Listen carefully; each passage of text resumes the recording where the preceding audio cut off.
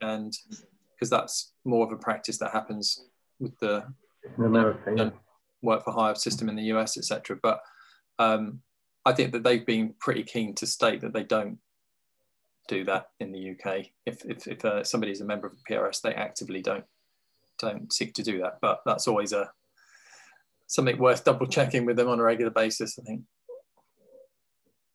Oh, are we live? I think we're live, so we're just waiting for people to come into the event now, and then we'll get cracking. Just give it 30 seconds or so for people to come in.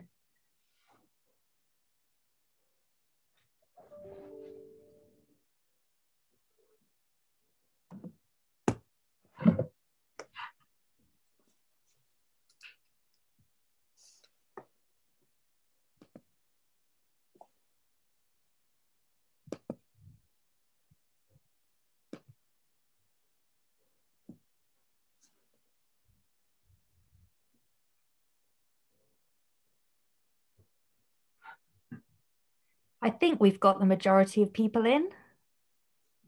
So I'll kick off. So welcome everyone. Thanks so much for coming to this event, which is run by the Ivors Academy and the Musicians Union, and in conjunction with PRS for music as well. So we're going to talk about the media commissioning landscape for composers, and we're going to talk about our Composers Against Buyouts campaign, and what a buyout is and what kind of commissioning practices we're seeing developing, particularly with broadcasters and also the video on demand platforms like Netflix and Amazon. So if I could just go round first and just let the panelists introduce themselves. I'll start off with our composers. So Claire Batchelor's here with us. Claire, could you just say a few words about yourself and your career? Hi everyone, thanks for joining us today. So I'm a media composer. I basically do a bit of everything. So I've done TV, film, documentaries, production music, commercials, the whole lot. So I've got quite a broad view. Brilliant. Thanks. And Timo Baker. Hey, thanks for coming. So I started off in the record industry about 25 years ago, and then took a little, after about 5 or 6 years of doing that, took a sideways look at TV and film composing, and I've sort of been doing that ever since, along with releasing my music at the same time. So I've worked for the BBC, Nat Geo, a raft of Sega, just a raft of people over the sort of 25 years I've been doing it. So yeah. Brilliant. Thanks. And Graham, do you want to just introduce yourself and talk a bit about the Ivors Academy? Sure thing. Hello everyone. Thanks so much for joining us today. Very excited to be here. Graham Davies, I'm the CEO of the Ivors Academy. If you're not a member of the Ivors Academy, please do look to join. We represent composers and songwriters from the UK, from all walks of life and all genres. And we campaign increasingly together with the MU in terms of joint campaigns for rights and royalties. We also celebrate our amazing creativity of our creative community through our awards, which are pretty well known. And we also cultivate our members through support and outreach activities. So really pleased to have people on it today. Thanks. And Dave, perhaps you could just talk a bit about PRS as well. Thanks for coming. Yeah, that's fine. Hi, hello everyone, I'm Dave Knudsen. I started at PRS just before they launched Channel 4. So I've been in the company quite a few years now, and I've watched as the whole media landscape has just exploded from about 2 or 3 stations when I first started there up until what we have now with Netflix, Amazon Prime, all the different ways you can watch your content and your videos and stuff like that. So it's been quite a journey. Seen a lot of people coming in and falling by the wayside. So my role at PRS is a media account manager, where what I try and do is help people, the writers and publishers of music, either on TV, radio, in the cinema, anything like that, ensure that they've got their work set up correctly and that they receive the money that they're due, PRS and MCPS, for any of their music that's used. Great, thanks. And I should say I'm Naomi Poland, I'm Deputy General Secretary of the Musicians Union. So we are the union for professional musicians in the UK, and that includes songwriters and composers. We've got about 31,000 members, and they work across all types of music. So we've got session musicians, orchestral musicians, gigging musicians, and also, the writing side. We've got a music writers committee. So they're experienced composers who talk about some of the issues that some of the practices that are going on in commissioning at the moment.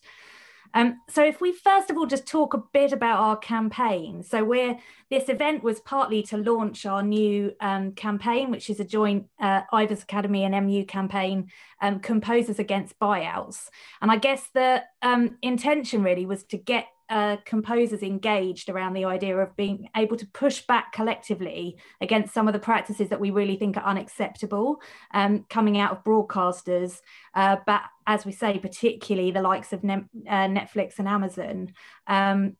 So we're very keen to get composers actively involved in the campaign, really want to hear people's experiences of being commissioned, but also there's a sort of education piece to it, because we really want to talk to young and emerging composers and people who are studying composition about some of the practices that might be unacceptable and how to negotiate, how to get yourself the best deal.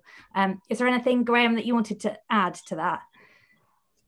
Thanks, Naomi. So that's right. I think that what we want to do is really equip the creative community to be able to navigate what's a really changing market and an exciting market. And I think, as Davies said, it really growth in the different platforms and the opportunities, but also there has been the issues in relation to commissioning have been around for a long time, and some of those issues that we're talking about today, I think, are long-standing. But also, it's really important for us to get the community to come together and to talk about these issues, so that we can understand: is the environment getting worse? Obviously, our campaign is Composers Against Buyouts, so clearly, we see there's a need here to push back if some of the worst sides of commissioning and the coercive sides of commissioning are becoming more commonplace, because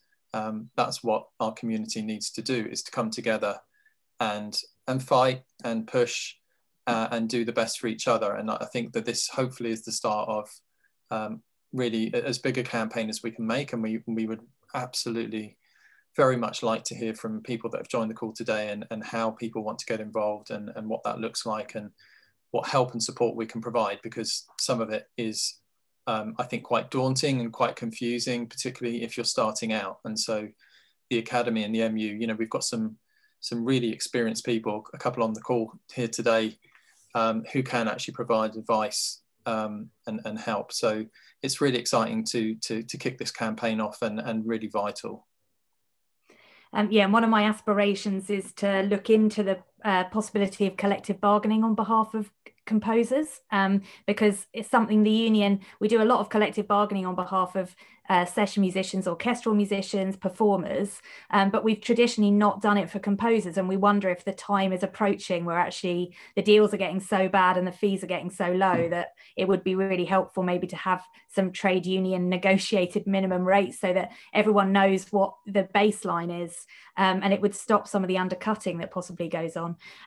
Graham, could you just explain what we mean when we talk about buyouts in terms of the campaign?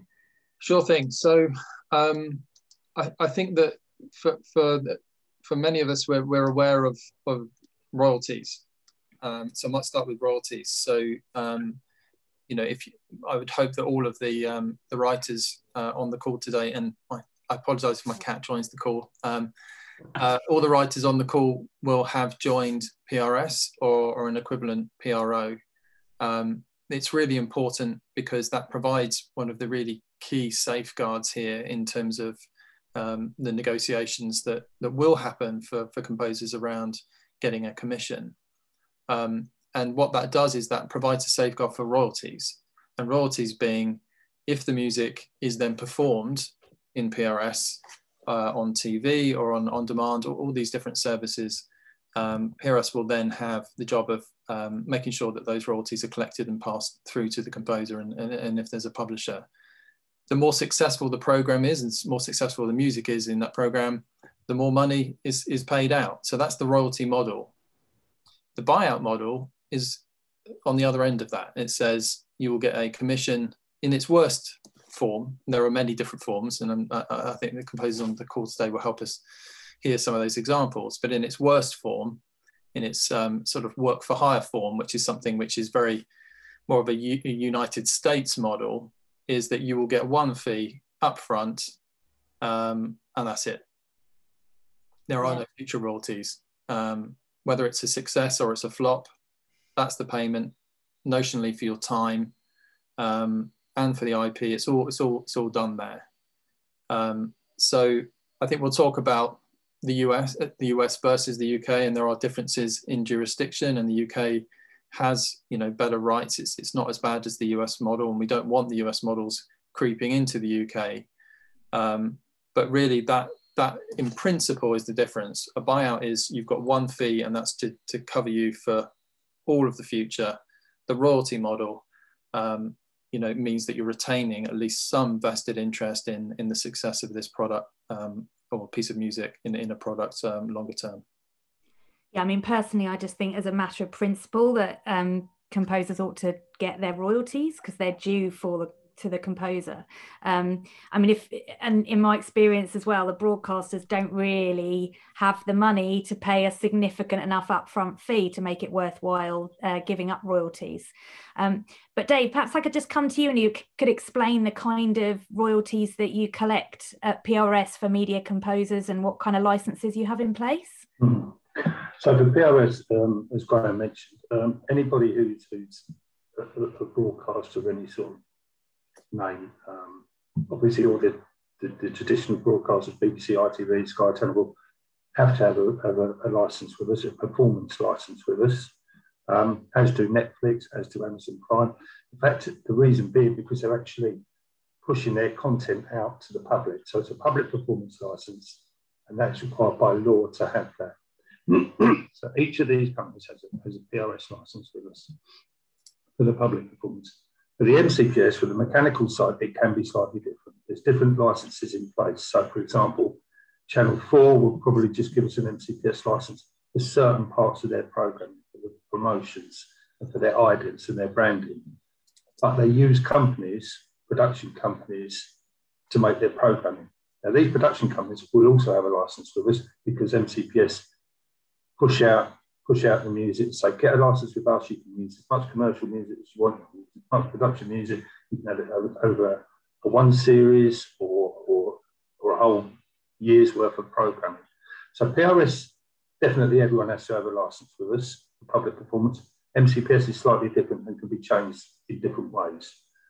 If you're PRS members, if you look on our website, there's the per minute value page where you can look at it and actually see how much money your music's going to get per minute across all the TV stations, all the radio stations, a number of other services as well. And it can range, it's still BBC and the ITV and the terrestrial stations are the big earning companies. So you make a lot of money from them. 80 quid a minute on High Peak on BBC. But there's just pages of this on our website, pages of per minute values. And it goes down to a couple of pence a minute for certain stations. So what I suggest when you're entering into a commissioning agreement with somebody is if they sort of say, we want you to do some programming or some imaging or some music for this thing, have a look on the PRS website and see what you might be receiving on a PRS for the royalties at the end of it, at the end of the day. Because some of it can be quite low, but some of it can do quite well. Buyouts occur more on the MCPS side. So Timo and Claire will probably confirm that with me. MCPS is very strong with production music, commercial music. And so it crosses many, many stations. One thing I'd also just add is that if you're a member of PRS, you're also actually a member of a worldwide collection organisation. So if you get your music and it gets a little bit of use in the UK, if it then suddenly picks up in another territory, they'll be paying that money through to us to pay on to you. So it's something that you should really bear in mind once you're doing any deals, and obviously talking about your PRS. Thanks. Yeah, we just had a question about that in the Q&A box, actually. So if anyone wants to ask any questions of the panelists, please stick them in the Q&A box and we'll try and get to as many as we can. Also, we've got a couple of colleagues here who can answer some of the questions in writing for you as well. So I'd like to come on to the commissioning process. So perhaps, Claire, I could just start with you and you could just tell us, when you're being commissioned for something, what's the kind of brief that you get? And have you had to deal with temp scores? What's a temp score, and how do you feel about having to deal with those? Yeah, temp scores are often used, and I think it's kind of a good way for somebody who may not be musical to express what they want with a piece of music. So say, you know, I want something that sounds a bit like this, but you know, I think it's quite important to also find out why it doesn't work for them. You know, I'll ask a director, you know, okay, so this is obviously temp score. It's not going to be in the finished article. You know, what isn't working about it? You know, could it be a bit faster? Could it be a bit slower? Is it too full on? Is it this or is it that? And then that's where I can find, you know, where the bespoke music's actually going to do a much better job than the temp score. And obviously the temp score hasn't been written to picture, so it's going to just have a constant pulse, or if it's from a film, the hit points are going to be all over the place. So I think it's quite important to talk in depth with the director about temp score, but you know, they can be, when the director really falls in love with the temp score is when there's an issue. And especially if you're doing sort of a TV commercial, they may secretly have the budget for the original track and they may just end up going with that in the end. That's happened so many times. So yeah, it can be sort of a useful tool, but it can also be a bit of an issue. Yeah, we've definitely had queries from composers who've said, I've been asked to write something that sounds like this. And basically you're trying to recreate an existing piece of music that has its own copyright, and you're risking infringing the copyright in the original by trying to do a copy. I don't know if you've had to deal with that, but presumably that could occur with the temp score.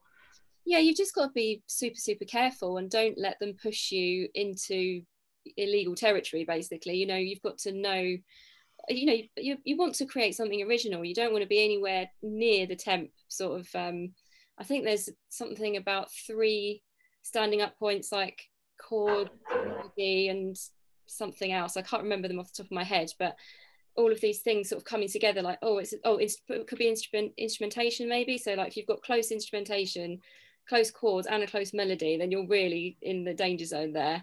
And I, you know, have pitched on many adverts and know that they maybe love the temp score. I just think, okay, so what is it about this temp score that's working, and how can I do that in a different way that isn't just copying it?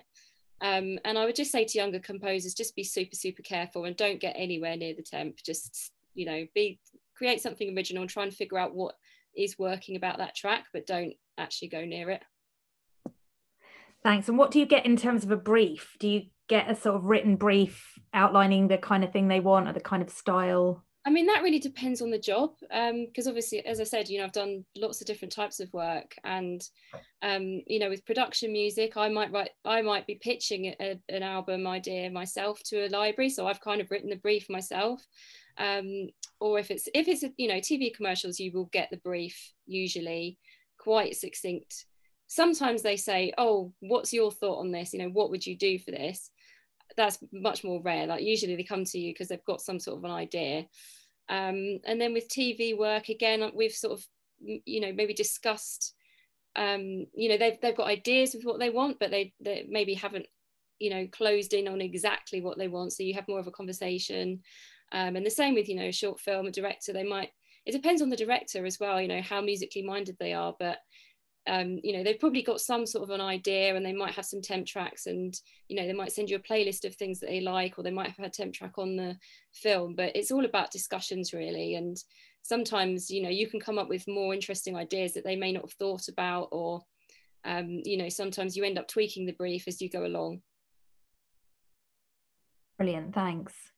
And Timo, could you talk us through the kind of package deal element of this? So I mean, it seems like, I don't know if are you ever commissioned just to write a score and deliver that, or is it just the case now that for media commissions you have to produce the recording as well? So it's like you basically get paid a fee, but it covers production of the recording, hiring musicians if you're going to do that as well? So I'm never hired just to produce the score, the written score. It's always the recorded aspect of it. In fact, very rarely do I have to produce the actual score. So in terms of like, that's not generally one of my deliverables.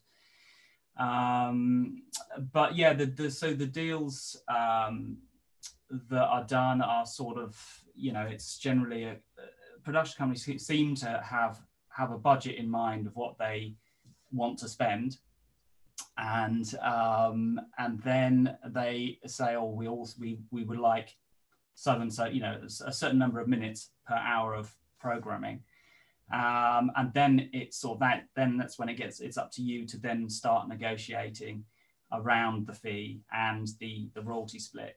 I mean, what has happened in the 20 plus years I've been doing it is that there's an assumption that the royalty split will be 50-50, which is the bare minimum, right? And that has all come from America. So when I first started, a lot of the time I would keep hold of 100% of the royalties, because production companies just weren't in tune with the royalty revenue generation that could help them sort of build up their coffers. So, but then as people got a little bit more savvy, then there was always a the publishing element of it started to come in. Started off at sort of 80-20, and then within the sort of next sort of 5 or 10 years, like I say, the American model came over, which they talk about the writer's fee and the publishing fee, which is the publisher's fee, which in my mind is total shit. But so and they did that to sort of bamboozle and muddy the waters legally, into bamboozle the composer into what was actually going on legally, and obviously that's so where we are now is that is like I say, that the 50-50 deal, which is like I say the legal minimum, is what everyone goes for straight away, and I'm finding it very difficult to negotiate anything above that, to be honest. And do you find that you usually have to basically assign the publishing to a publisher that's attached to the broadcaster or whoever's commissioning? Yeah. And then it's a sort of, then when you dig your heels in a little, then they'll try and find some additional fee at the front end, but they hardly ever negotiate on the royalty rate, I'm finding anyway. Yes, we've had a question which is if we were going to be looking for a minimum rate or kind of basic rate, what would be considered fair? I imagine that's sort of how long's a piece of string, because obviously there's a ton of variables, aren't there, in terms of when you're being commissioned to write something, what you're delivering, how much music you're delivering, and probably it's just dictated by the budget. Is that right? Yeah, I mean, there's factors like instrumentation and live musicians, and obviously if you do a full orchestral score and you're recording at Abbey Road, air, then that's gonna cost you tens of thousands of pounds, right? But if you're doing it electronically, then you can create something which comes quite close for a fraction of that cost. So, and it seems, I don't know about you, Claire, but I'm finding that that there aren't the budgets for live musicians. So you've got to kind of tool up and skill up, basically. I found that a lot of the time my budgets for live musicians actually come from production music. Publishers are willing to pay for something that's really high quality. They want it to stand out and last a long time. The right publishers do have a nice, a live instrument budget, which is great. I have been lucky, actually. I have had small instrument budgets for even, relatively low budget TV, even if it's just like a solo flute and a solo cello or something like that. It makes such a huge difference. And I think it depends on the director or the producer. You know, if they really love music and they know how important it is, then you can get a live instrument budget from them. It's just a bit of luck and who you're working with, I think. Yeah. I suppose it also comes down to, I heard someone talk about this in another panel I did the other week about like your attitude towards it, and also the soundscape that you're creating. You know, I end up creating sort of quite organic, quote unquote, electronic soundscapes, which add this sort of slightly movable texture, if you will. So it brings a bit of humanism to the music. And then, you know, I play the guitar, and I've got a bunch of other things that I bow and hammer, which bring that sort of human feel to things. And then what with the sample libraries, which are insanely good, some of them are just mad, then when you put layer upon layer upon layer of stuff, it becomes this other thing, which, you know, it becomes your own sound essentially. So not necessarily instead of using live players, but, you know, I've sort of learned, because the budgets have gone down, I've learned to sort of be able to build this soundscape which sort of does the job which the brief requires essentially. Yeah, I mean, we've talked about this at the MU because obviously we represent the performers as well. So over the years, we've seen the budgets being squeezed, and it means potentially less work for the session musician community. But I think we're lucky in the UK that we still get, because we've got such brilliant orchestras, such great studios, we still get a lot of the big American projects coming and recording scores here. So Disney do a lot of their scores here. So there is still work for session musicians. It's just there's such a proliferation of content that I guess, you know, where budgets are squeezed, naturally you're not going to be able to book musicians, because otherwise it ends up with just taking up your entire commissioning fee, and you've got nothing left to cover the actual work of writing. Yeah, and then there's the time element of it as well, the additional time, you know, recording time and sorting all this, you know, to bring, you know, a full orchestra to bear on a project, you know, takes weeks. And then you've got to book the studio time and all the rest of it. So, you know, when the deadlines are kicking in, you know, quite often it's just like, I can't turn that round, you know, so off you go, drill back into the sample libraries. You know, and then of course there's the sort of programming aspect of it as well, you know, the fact that you can make these sample libraries sound, you know, extraordinarily accurate. I think for composers that are just starting out, you know, if you're on a project that probably doesn't have much of a budget at all, I think just utilizing the instruments that you actually play yourself is great, instead of sort of just relying on your computer and your sample libraries. Because also, if you haven't got a lot of, you know, spare money to buy the top end libraries, you know, you might not sound that great anyway. So if you know, I think it's better to invest in a good microphone and, you know, whatever instrument you play, you know, a couple of acoustic treatment panels for your room, and actually experiment with what instruments you play and what sounds you could create, and that will make it, you know, whatever you're working on, it will be a bit more original. Also, you won't be using the same samples as everybody else. Yeah. So Naomi, but maybe we could just add, and there's been a comment from Derek Williams in the chat, which is really thanks for the comment, which is also, you know, talking around, I suppose, what do we need to do about it? Because I think just playing back, you know, we've got squeezing then down in terms of the commission and what goes into that commission, and that's squeezing out live recordings towards using samples, and the composer having to produce the whole thing more in their own room. And then obviously, Timo, you were talking about if the publishing's gone, as you know, don't even think about talking about that, that's gone. So actually the royalty piece that the composer's holding onto is also being eaten away, and it's becoming customer practice less and less there, when the budgets on a lot of these productions are enormous. And actually the profits that are made on the back of these adverts and these things are enormous. So why does the creator have to be the one that has to take all of the cuts? So I mean, I'd be quite keen to dig into that, and maybe starting with that publisher share piece. What's the publisher doing with the stuff that they're acquiring of yours? Are they publishing it? Are they exploiting it? Are they promoting it? What are they doing with it?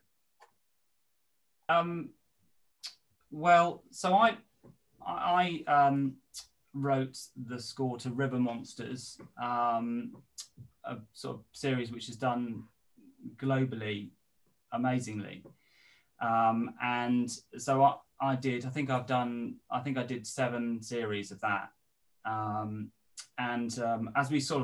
as that was sort of coming to the end of its natural life, I was then approached by the publishers to say, look, we're gonna make an album, because everyone, all the fishermen in the world want to buy an album with River Monsters music on it, right? And I'm like, yeah, whatever. And so that all happened. But they also said we want to put all of your score into our library so that other people, that it can be used on other productions.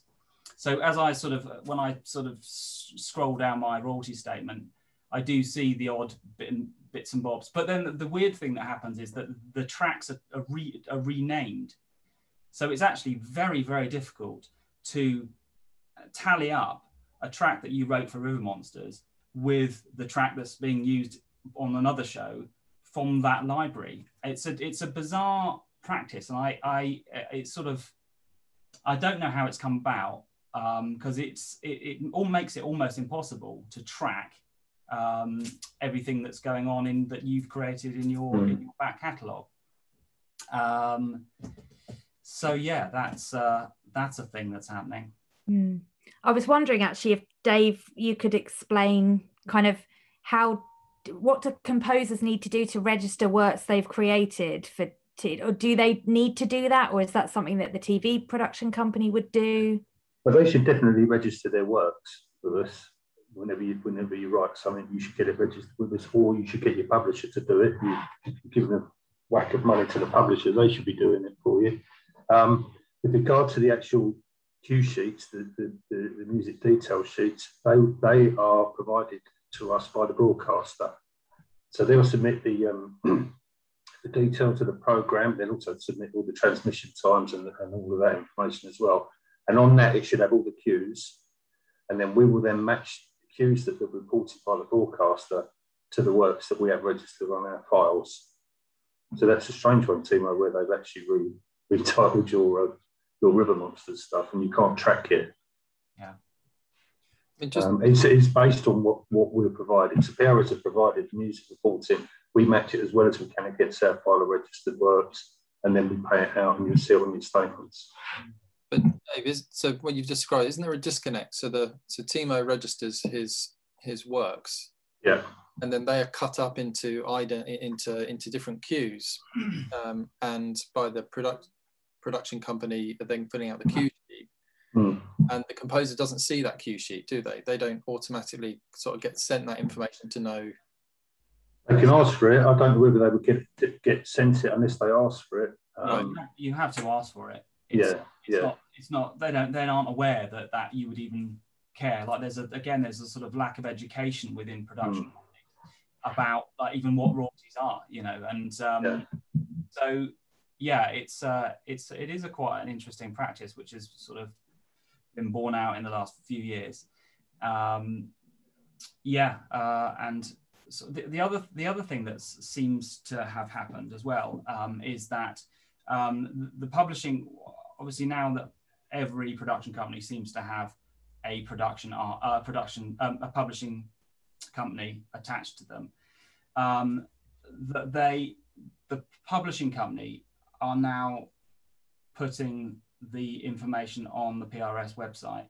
So my understanding was that if I also registered it, then there would be a clash, and then that can cause issues with royalties, collection of royalties later on down the track. If two people are registering the same track, then you've got problems. So I used to be very diligent about putting all the data on. As soon as the transmission date was coming up, I would be like getting it on the PRS website. But now I sort of leave it to the publishing company because I don't want that clash, essentially. In that way, it's the responsibility of the publisher to register the works because they're the only ones who can put their name on it. So as a composer, you can only put your own claim down, can't you? You can't say, and I want to have my publisher, because the system will say you can't do that. You can only register your interest in it. What should happen is if you've got two works and one of them's just got yours, and then you've got you and another work coming in from the publisher, they should look at it and merge it. There should be a certain element of merge going on. Doesn't happen all the time, but my advice probably would be that if you signed a contract that says, right, your publishing is going to go to X publisher or Y or Z or something like that, it might be that you ask them at that time, so well, can you just give me a contact in the admin department there so that they know that I've done this and that they can register my music for me. I deal a lot with this sort of thing actually, and some of the guys in some of the publishing houses, they'll happily register your works for you. Sometimes they're out of the loop a little bit as well, and they need to get the information. The other thing is we have on our website a Q sheet file, a Q sheet system, so you can search for your works by tune code. You can also key in something like River Monsters and see how the Q sheets are reflected on our website. It actually shows what we've matched it to rather than the received data. So that's quite important because the data could come in completely different. The Qs could be completely different as to how we receive it, as to how we match it. Sure. It's also good to go to the unpaid royalties section of the PR website and also put your name in spelt different ways. Because people often forget to put the I in the name or the E in my name. And I actually got a lot of royalties that were due to me that way because I did a TV commercial and somebody spelled my name wrong and it hadn't come through. So that was a nice surprise. And those commercials will also appear on the Q sheet file as well. So you should be able to see, you know the clock number for a commercial. Some people might do. If you're lucky enough to get that, you can key that in and see how it's been reported to us by the ad agencies. So the unmatched file is really useful as well, especially with a Batchelor. My observation is that the creator is lucky to get, as you say, lucky to get the clock number, has to know to kind of contact to get stuff. I've never got the clock information. No, you don't get it. No. Wrongly putting the wrong name on the Q sheet. There's quite a lot of, all of this results in people not getting paid, and it doesn't seem very fair, does it?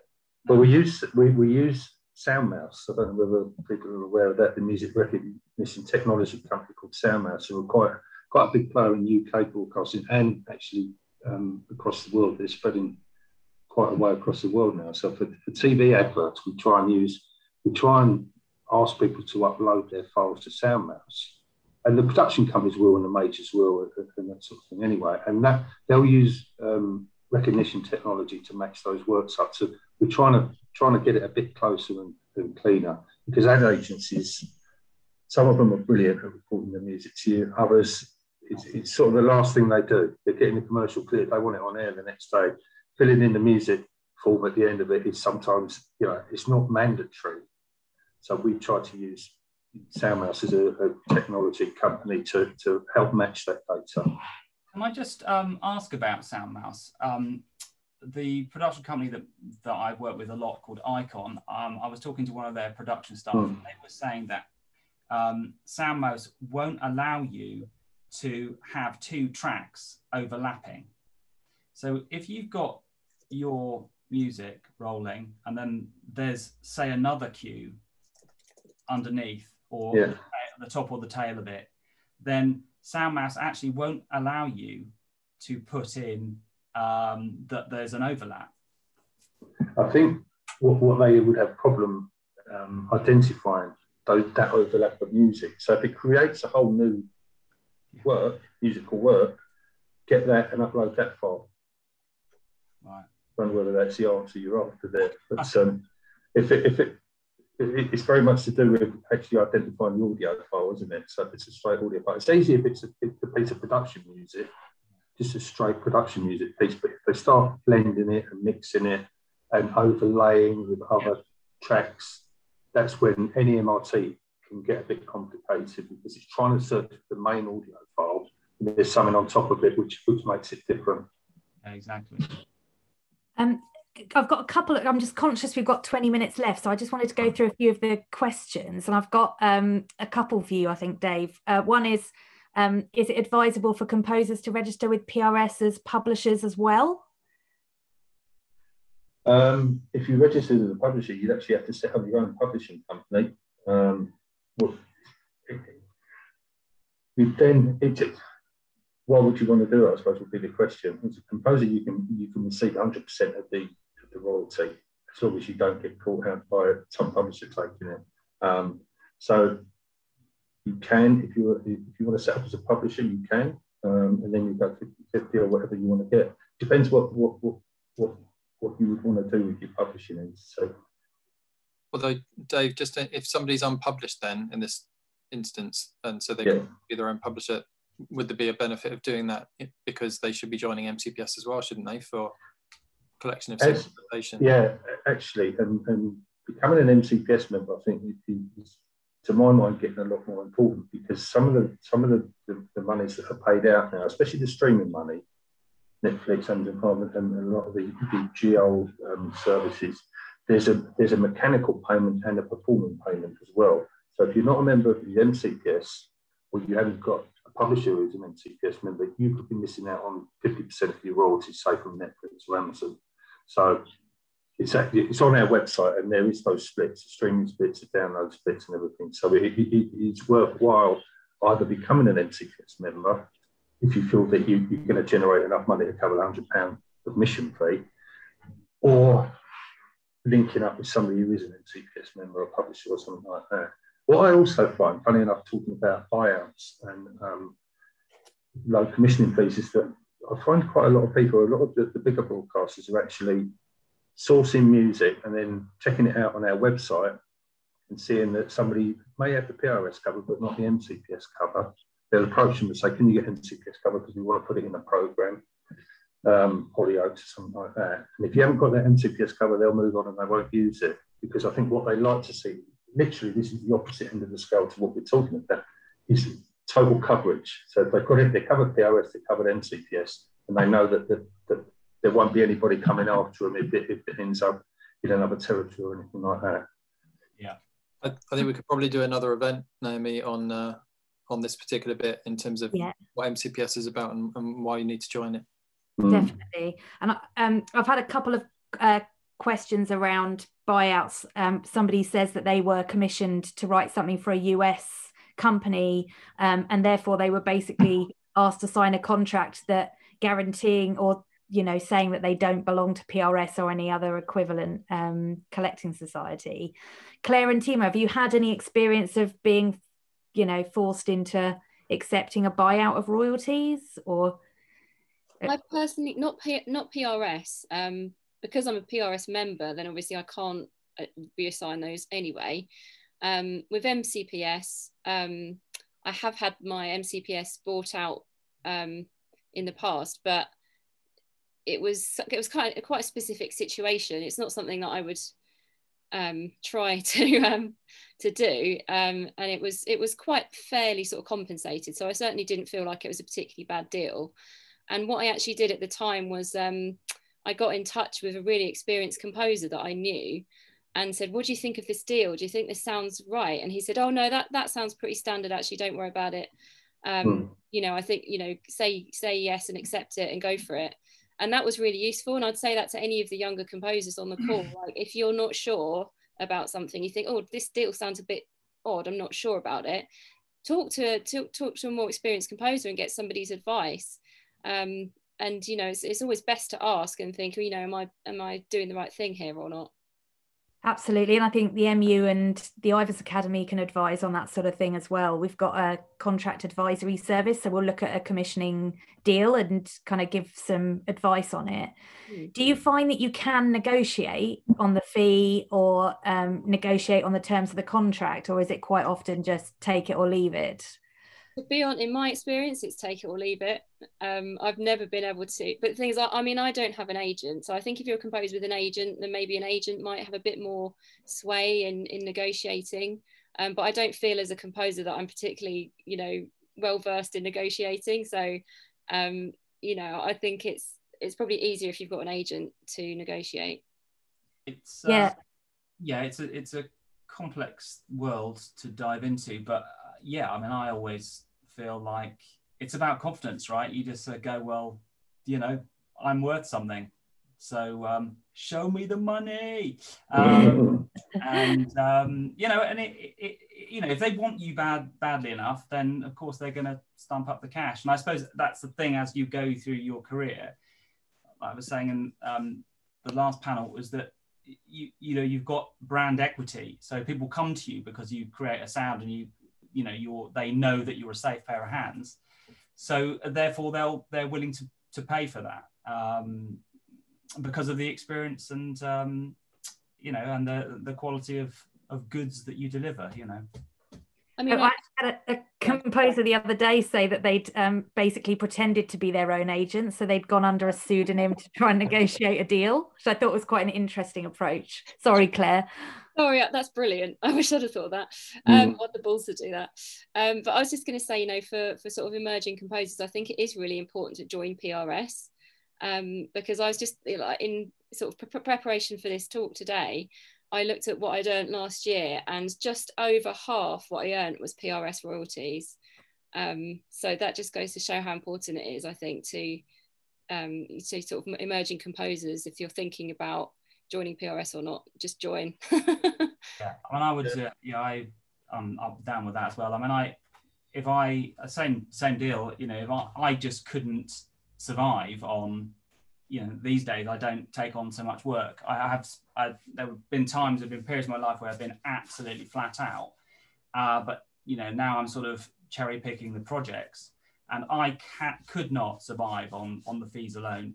I mean, I've got a very expensive lifestyle, so that's a problem. But what I'm saying is the PRS is a huge chunk of what I earn. So I mean, just to underline this, I think if there's a key message really, or a simple message coming out of the Composers Against Buyouts, it is, what is the PRS? The PRS is a collective. It's where creators have come together and they assign that right in, and it's protected. It safeguards from somebody putting a contract in front of you asking for that. You can't, just as Claire said, once you've joined PRS, you've assigned it. It's there, it's safe. No other contract is going to override that. And you can't sign a contract which is looking to do that. I think it's just really important. If we don't sort of put a foot down and start to draw a line on the things that are really important, they just continually get eroded. So I think that has to be the number one. And I think that if you look to the US model where that safeguard isn't there, there's lots of worse practice in terms of full buyouts and work for hire and things like that. So for me, that would be for anyone that's new to this and kind of not sure about, that's number one. I think there's number 2, 3, 4, 4, there's loads of other things that we're starting to pull together in our manifesto and in our campaign. And there's been some really interesting, suggestions on the chat, I think, around where we go. So Naomi, you've mentioned collective bargaining, is there a role for that? Can we start to bring that in? I'm just really keen to hear what are the key priorities that we could start to group together and start to push back on. Yeah, and I think we've got a new Facebook group. So I don't know if we can put the details in the chat, but we've got a new Facebook group that's specifically related to the Composers Against Buyouts campaign. So it's really important that we get composers involved and get their feedback. I've had a few questions for Claire and Timo about if somebody's kind of trying to get their first commission, are there any tips around how you can proactively do that rather than waiting for people to come to you? Do you want to go first, Timo, or shall I go? That's such a big question, isn't it? So when I started, like I said, I'd come from the record industry, so I'd had 5 or 6 years in and out of amazing studios and working with brilliant musicians, and so I sort of already had a sort of body of work which represented, a period of my life. So I was able to approach various people, various, TV production companies with a sort of body of work of a certain quality. And that went a huge way for me to sort of then start into a sort of sideline of the same musical path, if you will. So I would say, build a portfolio of work. If you want to get into the whole media world, then write some stuff to picture and have some examples of that, because it will, it just speaks volumes, doesn't it? So, and then, yeah, proactively. I mean, I just go out and meet people. It's all about relationships. It's a given. It's a given that you can write music of a certain quality. That's your base level. Then it's about building relationships with directors and producers and all the rest of it. And that's how it goes. And then just, nurture those relationships. I would also say that for composers starting out now, I think production music is a really good way to go, because you can actually get your music on some really well-known shows, and then say to people, "Oh, my music was used on MasterChef, my music was used on Neighbours," or whatever it was, and you've then got that as a little bit of a jumping off point as well. And there's a great like on the PRS website, there's a great list of MCPS production music libraries, and I think it's a really good place for young composers to start, just to look at that list of libraries. And that they're MCPS libraries, so they're really good ones to work for. So I think that's a good place to start as well. If you're wanting to do music for picture, I agree with what you said, Timo, as well. And also just meeting maybe student directors and getting to know, if you're going to university, are there people studying film there as well? Get to know the filmmakers. That's great. Thank you. And I think we've only got about 5 minutes left, so maybe I could just go around and the panelists could just give their kind of top piece of advice for a young composer or an emerging composer. So Dave, I'll start with you. Obviously, hopefully join PRS, but have you got any other top tips? Okay, so yeah, I've got them. Number 1, join PRS. Number 2, make sure you register your works with us, or make sure your publisher registers your works with us. PRS website has got so much information on it, and it's getting better and easier to search, so you can track your royalties, you can trace your royalties. Another thing is that PRS also offer to their members legal advice, 3 hour of legal advice. So if you're going into any contracts and it's all new for you, have a look at that. Go onto our website and find that. I also deal with an organisation called the Producers and Composers of Applied Music, which is PCAM. Whether you've heard of them or not, check their website out. They deal a lot with advertising, with people who write for advertising agencies and branding. And they can offer advice on contracts, what you should be giving away, what you shouldn't be giving away, how you can probably target. It's a very useful company to use. I'm running out now. That would be mine. Brilliant. Thanks. And Graham? Mine would be join the Ivors Academy, obviously. But actually, I think that hopefully those on the call today can see that we really do want to work really hard to try and improve this environment for everyone. And actually that is by mobilizing people, both bringing people in with their ideas but also using people to kind of start to advocate.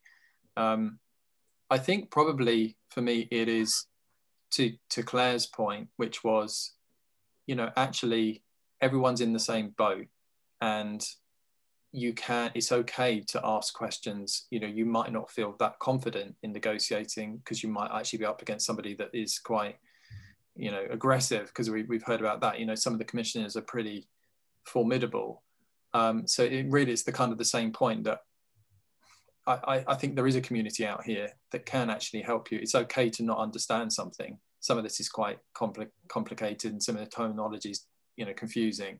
So I think don't feel that because there's a real pressure to get the work because somebody else is going to step in and undercut you, isn't there? Which came out on the channel as well. So, but actually, I think it's all right to say, I'm not sure about this. I'm just gonna check back. I'm gonna find out a little bit more. That to me would be really good advice. Absolutely. Never agree anything on the spot. Always take it away and get some advice first, I would say. Claire, what's your top tip? Yeah, just going back to what I said, if you're unsure about something, you can always talk to a more experienced composer. There's a couple of great Facebook groups. There's one called Scorecast London, which has got so many composers on it, and we all have really geeky chats about gear and deals and all sorts of things. And there's also an American one called Perspective, which is quite interesting as well. That was set up by an American composer agent, so that one's really, really interesting as well. So yeah, just don't be afraid to ask questions of people who are a bit more experienced. Thanks. And Timo? So don't give up. You know, it's stick in there, just have the tenacity. If it's something that's in you and, you know, that drives you, then why, you know, don't let the bad guys grind you down. You know, it's about the creativity, and you should just track after that. And, as you know, experiment, create your own voice. Essentially, that is going to be the thing that gets you, you know, through the gates in leaps and bounds. You know, you're just gonna, if you created a sound that people really desire, then, you know, it'll be a huge selling point. Thank you. Oh, thanks so much to all the panelists. I think it's been a really good discussion, and we're getting lots of positive feedback in the chat. So really appreciate it. So please, everybody, follow #ComposersAgainstBuyouts and get involved in our campaign. And I think this is probably the first event of a few, so I'm sure we'll be back on a similar topic. Thanks again, everyone, for attending and for taking part. Thanks. Thanks. Thanks. The Zoom wave.